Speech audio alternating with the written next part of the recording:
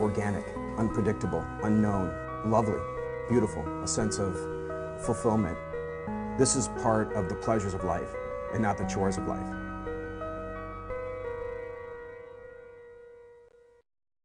Coming up on Daily Iowan TV. Find out who the new director is for the 2013 Dance Marathon. And in sports, both baseball and softball teams were in action this weekend. We'll tell you which one set a school record with 26 runs in a single game. That's all coming your way next, right here on Daily Iowan TV.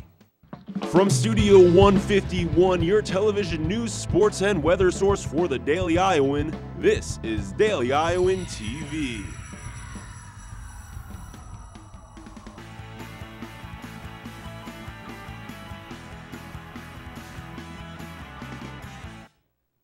Thanks for tuning in to your Sunday edition of Daily Iowan TV. I'm John Detcott. And I'm Jessica Wank. Iowa may not be a secure state for President Barack Obama in the upcoming presidential election, according to a recent poll conducted by the Des Moines Register. The poll showed that 3 of the 4 Republican candidates, Mitt Romney, Rick Santorum, and Ron Paul, would beat Obama in the Iowa general election if it were held today. The only candidate that would lose to the incumbent was Newt Gingrich. The president's current approval rating is 46% in Iowa. No president has been re-elected with a national approval rating lower than 49%.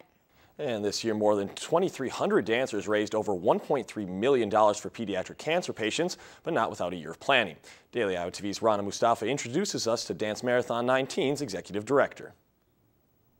A grad student at the University of Iowa has been involved with Dance Marathon for many years. For next year, he decided to take on a bigger role in the event by running for exec director. I'm excited this will be my 6th year, which hasn't happened for most people, to be able to get that lucky opportunity. But I'm looking forward to just kind of taking my experiences and looking at different areas that we continue to improve upon. And in order for improvements to happen, Courtney Baum, the general coordinator for Dance Marathon, tells us why an early start to the selection process is key. We want to capitalize on the excitement that's generated after each dance marathon, and everyone's ready to go, ready to decide what they want to do next year, how much they want to give, how much they want to be involved. And so really to make sure that we get the best candidates, keep their interest, and roll our leadership team is very important to Dance Marathon. So what characteristics did the interview panel look for when they interviewed exec council candidates? It's very, very important that they're able to maintain good relationships, have good interpersonal skills, and can be a good face for the organization. Nick's past involvement with Dance Marathon was a big part of his motivation to take on the exec director position. Freshman and sophomore year of college, I was a dancer, and then my junior year, I was on hospital committee, so I got to actually go up and play with the kids in the hospital and play different games with them, and got to really understand what FTK actually meant. And now that the new director has taken his position, be on the lookout for the preparations for the 19th Dance Marathon. Rana Mustafa, Daily Iowan TV. Dance Marathon organizers say they hope next year's big event is just as record-breaking as this year's. Still to come on Daily Iowan TV, we'll tell you how international students are struggling to start their own businesses under student visas. And in sports, the Hawks had the advantage of hosting the Big Ten Women's Swimming and Diving Championships, but the home team couldn't take the title. Find out who did later in sports. That's coming up in a bit, but first let's go to Muriel Kone for your local weather forecast. Well, Jess, the nice temperatures from last week will roll back into this week, but it may look somewhat different. Let's take a look at Monday, for example. We start off with mostly sunny skies with temperatures reaching 47 degrees and an even low of 33 degrees, but expect an 80% chance of rain with some snow mixtures overnight. When we look towards the rest of the week, the rain will continue into Tuesday with a 40% chance right before noon, but temperatures will settle around the low 40s with cloudy skies cooling down into the evening. We can also start to see less rain going into Wednesday with highs in the mid-40s and a low of 31 degrees. We will see temperatures fall down a few degrees on Thursday and Friday, but keep an umbrella with you on Thursday because there's still a chance of rain. But the weekend will bring in some sunny skies and on Friday and Saturday. So just temperatures will remain high for this time of year, but it's going to be one rainy week. Back to you. Thanks, Muriel. A trial date has been set for a Johnson County program director. Sue Freeman, who works for the Broadway Neighborhood Center, is charged with failing to fulfill her duties as a mandatory reporter after allegedly hearing evidence that a child in the program had been sexually abused in December of last year. Freeman's jury trial will be held on March 27th at 9 a.m. at the Johnson County Courthouse. And an Iowa City woman is charged with an assault causing bodily injury after allegedly getting in a fight at a party. According to a police complaint, 24-year-old Krista Stramel attacked another woman and beat her to the ground. during an argument, leaving her with a black eye and other injuries to the face. The complaint said the fight didn't stop until bystanders pulled the women apart. Thousands gathered to pay their respects to legendary singer Whitney Houston this weekend. Houston, best known for her hit cover of Dolly Parton's I Will Always Love You, was laid to rest next to her father in Westfield, New Jersey. Houston was found dead on February 11th in Beverly Hills, California. She was 48. And for years, the university has been encouraging business students to start their own operations, but for international students, that's not always possible. Some international students at the University of Iowa are frustrated by a federal law that prohibits students with student visas from self-employment, forcing them to team up with American students to start their own businesses. The Daily Iowan spoke with Angeline C., who hopes to partner with an American student in order to open an Asian dessert bakery. Maybe we can be partner with Americans, maybe they can find partner for us, because we have the source and the ideas, but it's just that we don't know how to start it.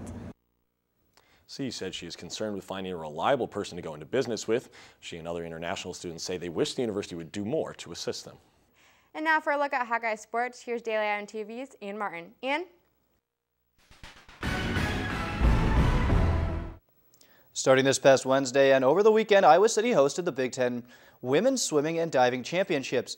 Minnesota crushed the competition and took home the crown. Despite a 9th place finish from the Hawkeyes, a few Iowa athletes put up strong performances. Freshman Becky Stoughton kicked off the final day, breaking her own school record for the 1650 free.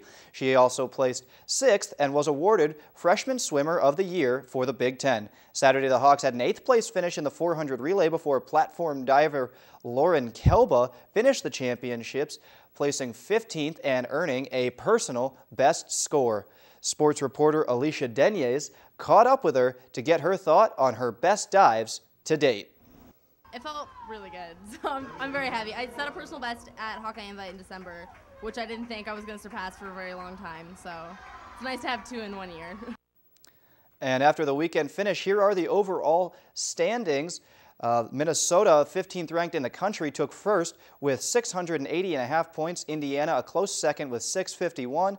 And Ohio State, the only other squad above 500 total team points. Iowa fell short of its goal to finish in the top half, but were able to clear 10th, 11th, and 12th place finishers by over 100 points apiece. And Iowa football announced this weekend that 2 former Hawkeyes are putting on the headsets. In an offseason full of coaching changes, LeVar Woods and Brian Ferentz were added to the staff as linebacker coach and offensive line coach, respectively. Woods played 7 seasons in the NFL and has spent his last few years as an administrator with the Iowa football program, while Ferentz comes fresh from the Super Bowl where he coached the New England Patriots tight ends.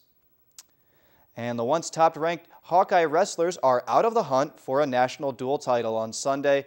The Iowa squad lost to Minnesota in the first round of the national dual finals in Stillwater, Oklahoma. The Hawkeyes fell to the Golden Gophers on the final match of the day, missing out on a possible rematch with Oklahoma State. Bobby Telford lost in Iowa's final match 2-0 in the heavyweight division to seal Iowa's fate.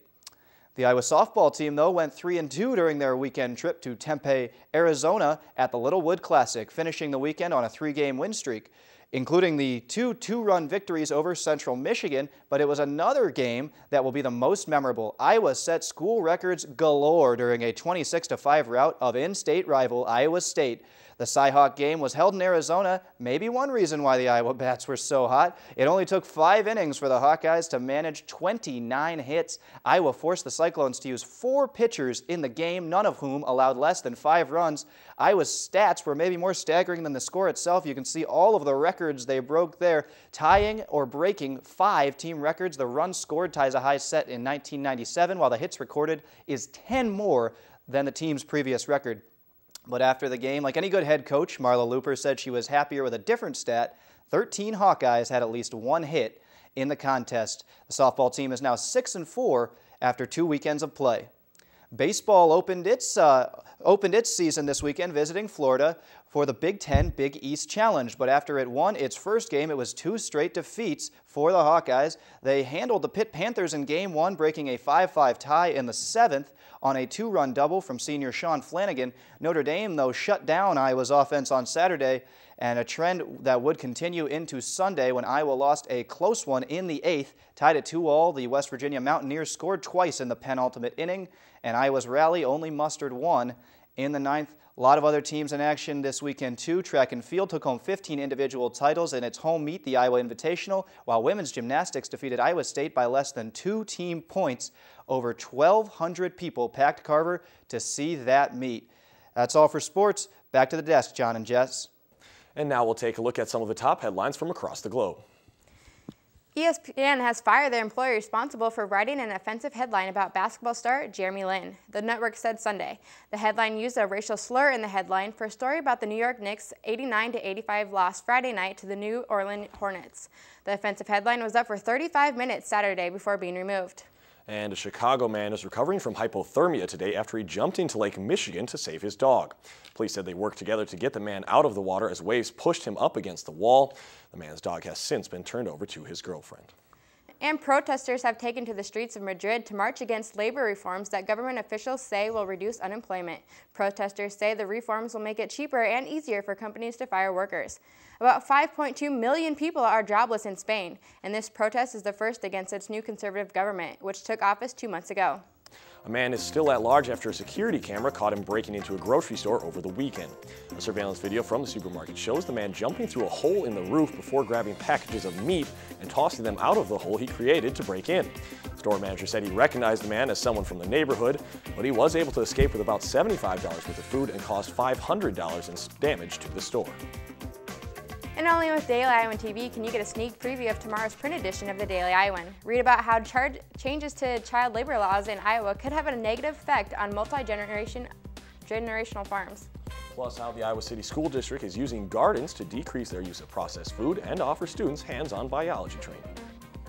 That'll do it for this edition of Daily Iowan TV. Check us out at the same time tomorrow or anytime online at dailyiowan.com. Thanks for watching and have a great night.